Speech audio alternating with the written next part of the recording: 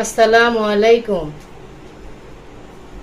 প্রিয় নবী হযরত মুহাম্মদ সাল্লাল্লাহু আলাইহি সাল্লাম বলেছেন, যে ব্যক্তি প্রতিদিন ফজরের নামাজের পর একবার করে আয়াতুল কুরসি পাঠ করবে, মৃত্যু ছাড়া তার জন্য বেহেশতে প্রবেশ করার কোনো বাধা থাকবে না। আমি এখন আয়াতুল কুরসিটি পাঠ করে শোনাচ্ছি। বিসমিল্লাহির রহমানির রহিম।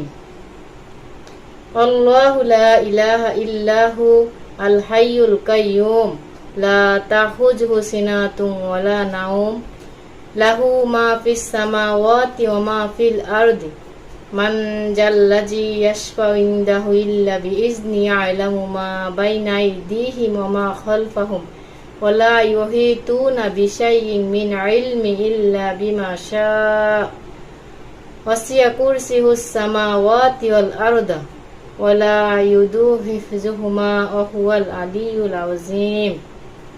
সাদাকাল্লাহুল আযীম।